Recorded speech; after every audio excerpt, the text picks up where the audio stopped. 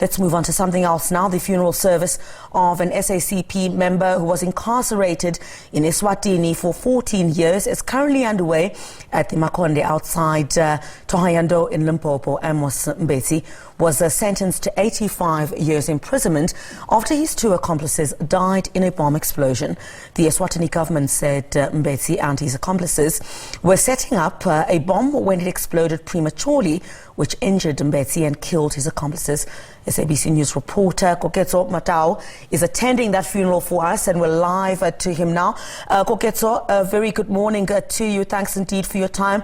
Tell us a bit more, about Amos Mbedzi and what exactly took place so many years ago. All right, thank you so much, Cressida, and good afternoon to you, and good afternoon, actually good morning to you, and good morning to the viewers there.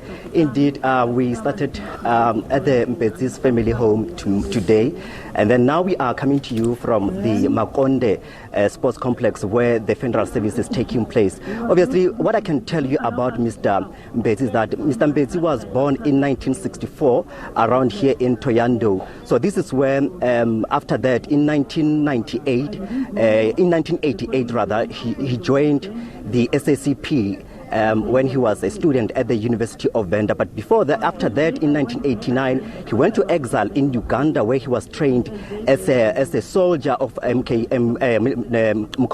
military, Makonde actually, let me say that. So, but before that, and in 1993, Mr.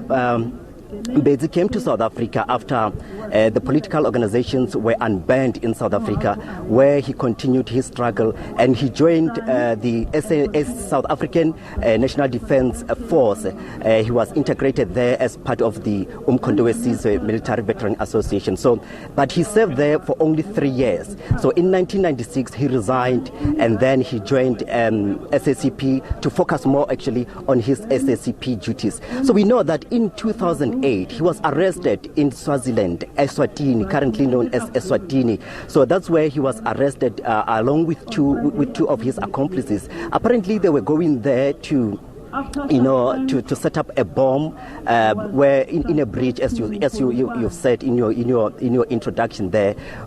So according to the Eswatini government, is saying that Mbedzi and two of his accomplices were planning to explode the bridge, of which they received information that Kim Muswati would be passing through that particular bridge. So unfortunately, two of his accomplices died in that incident following the explosions, which because those explosives exploded prematurely, as the government of Eswatini is saying. So that's when he was arrested. Two of the people who accompanied him died at the scene, and he was severely injured, but he was later arrested and sentenced to 85 years in Eswatini.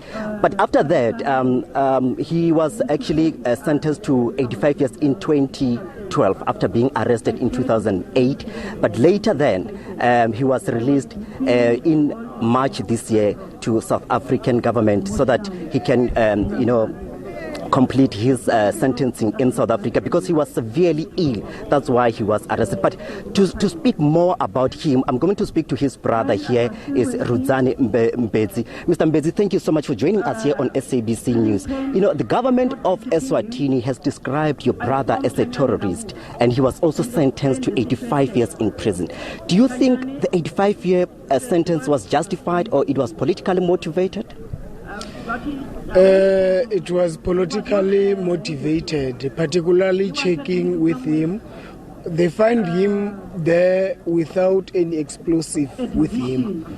The only one charge which was supposed to apply there, it was the charge of entering a country without a legal documentation, which is 6 months or a fine. Yes. So it was politically. That is why the system of Muswati regime murdered him. Because after all the difficult condition, they denied him a health care. And then, after all, when they're done with him, they bring him back. Yes, and you're saying that South African government, even after getting him to be released from the Swaziland prison to come and complete his sentencing in South Africa, he was still not free, and he was there to represent the government of South Africa. Could you please elaborate more on that? Let me correct something. He was not there representing the government of South Africa. He was there just to visit Swaziland like any others. It was unlikely so because he been found with the political leader of Swaziland, like the late Comrade MJ and the late Comrade Jack Gavenda, one of our South Africans from KZN. So it was not. And again, once he came back in South Africa, again he was in the uniform of prison. They never set him free. He died in chain, still in chain. We received the call from the correctional service. He was not free, even today. Yes. So, and then another thing that you said about him is that he was a freedom fighter. He was also there, we heard from the SACP that he also wanted to liberate the people of Swaziland. What do you know, what can you tell us about that? No, indeed, Amos Mbedzi is an activist, is an internationalist, but he was not there to murder anyone. Indeed, he have participated in different countries. He was, by that time, once they arrest him, he was not there for anything. But in the meantime, he had the contact with the people of Swaziland, the late Mario Masuko and other cadres. So the way they did their own things, particularly to give him 85 years and charge him of murdering his own people, which is not fair. And then even the justice never prevailed to him. The way they were treated him, it was not fairly. As a family, we have been tortured a lot once we visited him. Some of us have been beaten, burned, which is not fair. Mm-hmm. And then lastly, when I conclude with you, you also, we also heard that Mr. Mbedzi suffered from a stroke after hearing that his mother died here in South Africa, and he was not going to be able to come and bury his mother. So, and then he was also denied medical facilities by the Swaziland government, or the government of Eswatini. So, do you think that perhaps there is a foul play in his death? Indeed, it's true. There is a foul play to his death, because after death of our mother, like you said, he get a mild stroke and again he get another stroke. Then they deny him a health facility. Indeed, there is even the way they treated him under those conditions, when we were trying by all means to knock to all the doors, so that we're appealing, please, can you release him? Because even though if they think there is a threat, a person who is not in a wheelchair but in a bed will depend on diapers. He can't do anything. That person is powerless. And then after they realize that whatever they had done to him, they know they done something. They murdered him, particularly by denying him the health facility.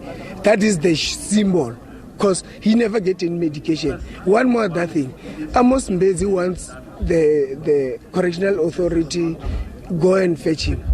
In Amos Mbedzi, there was nothing in the file because he never get any medical attention. The medical file was open here in South Africa. They conducted some tests to him. That is why I said there is a foul play. Then worst part of it, Swaziland rely on us in everything. Swaziland on its own, they can't survive. And our government have the power to liaise with King Swat to release him. There is a foul play, but yes. All right, thank you so much. That is the family spokesperson, Mr. Rudzani Mbedzi, who is the brother to the late SACP leader, Mr. Amos Mbedzi. So the program is now continuing, Chris Delta, as I can tell you now. Now at the podium is Mr. Solima Paila, who is the first deputy secretary of SACP. And of course, SACP has described Mr. Amos Mbedzi as one of the internationalists who dedicated his life to liberate the people of Swaziland. And we saw the Eswatini Swaziland Communist Party is also here, Pudemo is also here, and of course a number of organizations from the SADC regions are also here to pay their last respect to Mr. Amos Mbedzi. Back to you in the studio, Criselda. All right, Koketso, thank you very much indeed. You'll give us a later report here on the channel a bit later on. Thanks indeed, live for us from Limpopo. So let's go back to